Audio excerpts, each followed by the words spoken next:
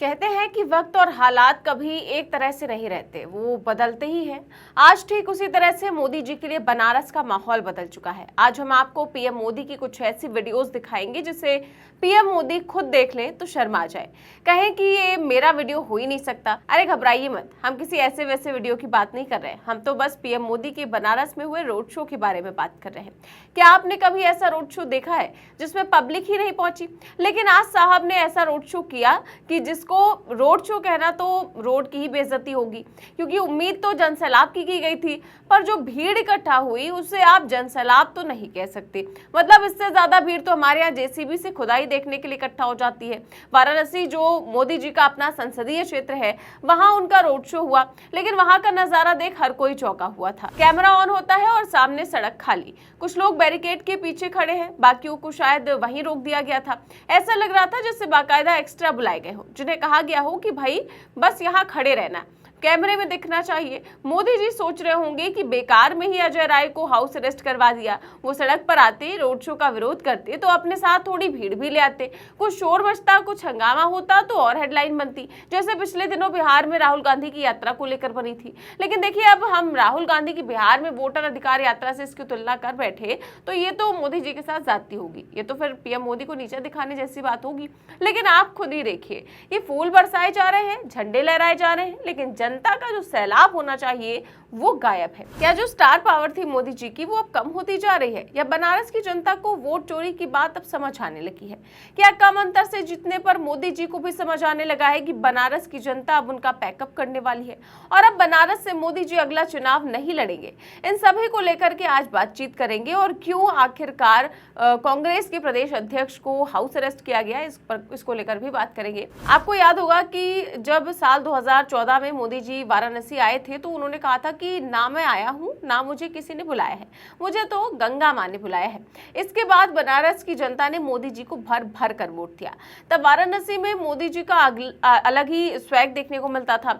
ये वही वाराणसी है जहां कभी मोदी जी को देखने के लिए लोग अपनी छतों पर चढ़ जाते थे, सड़कों पर पांव रखने तक की जगह नहीं मिलती थी, गाड़ियां रेंगती थी और नारे तो ऐसे गूंजते थे कि कानों में सीटी बजने लगे। आप उनके पुराने वीडियोस देखिए तो आपको मालूम पड़े कि बनारस में मोदी जी का क्रेज क्या था। लेकिन आज का रोड शो देखकर लगता है कि जैसे कहीं सरकारी आयोजन हो, उसमें सिर्फ उतने ही लोग बुलाए गए हों जितने जरूरी हो, ताकि कैमरे में फ्रेम खाली न दिखे।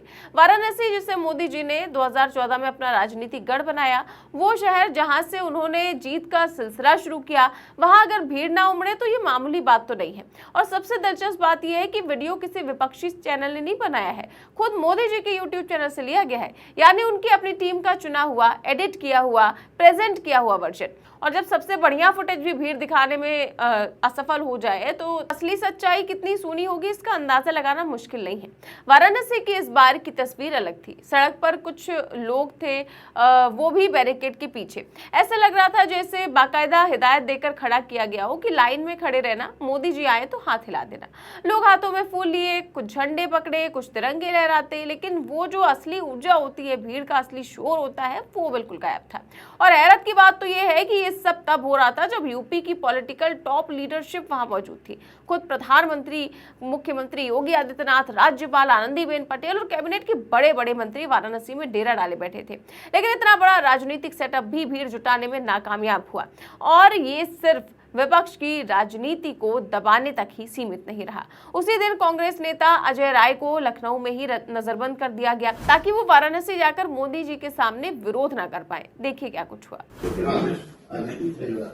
लिख दीजिए, से आ गए यहाँ ऐसे पहले कैसे हम तो मना कर रहे थे, हम ऐसे आने का समय नहीं है ना, हम तो यही है कि कोई आने का समय नहीं है, गलत समय आना। आप लिख के दीजिए, रुकना ही क्षमा करिए।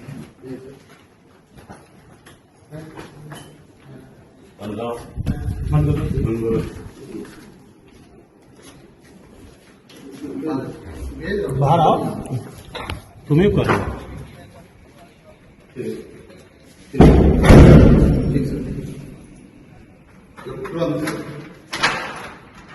ठीक सर, सर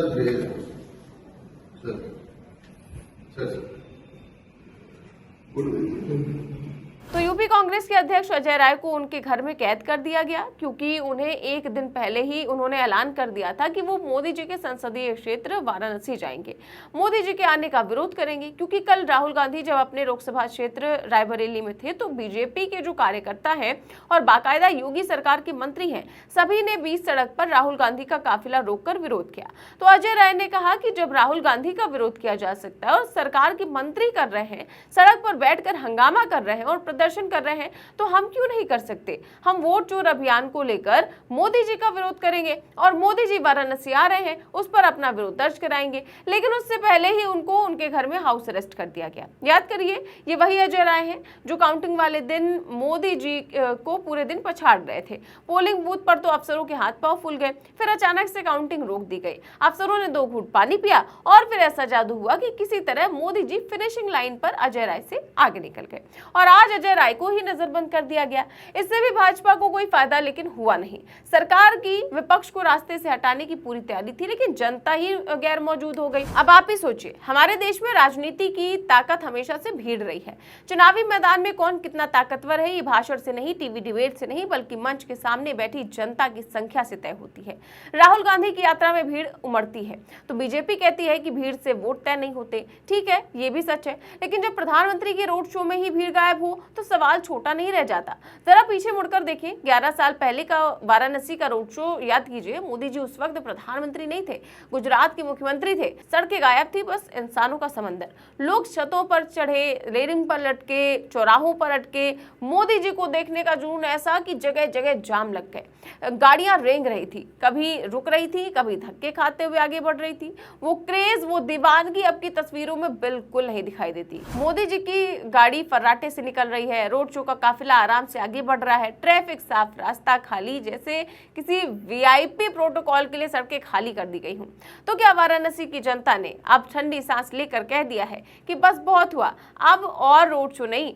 क्या जनता समझ गई है कि रोड शो अब महज कैमरे के लिए हो गए हैं? यहाँ बीजेपी को आत्मचिंतन करना ही पड़ेगा, क्योंकि रोड शो बिना भीड़ वैसा ही है जैसे शादी में बैंड तो हो लेकिन बाराती ना आए। शोर बहुत है, नजारा सजावटी है, लेकिन जो असली उत्साह होना चाहिए वो गायब है। और राजनीति में अगर जनता का उत्साह कम हो जाए तो सबसे बड़ा खतरा नेता की छवि को होता है, और कुछ ऐसा ही नुकसान मोदी जी की छवि को होता हुआ नजर भी आ रहा है। फिलहाल आप पूरे मामले को लेकर क्या सोचते हैं, हमें कमेंट बॉक्स में अपनी राय जरूर दें। चैनल को सब्सक्राइब भी करें और ज्वाइन भी करें। देश और दुनिया की तमाम बड़ी खबरें जानने के लिए देखते रहिए 4PM न्यूज़ नेटवर्क। नमस्कार।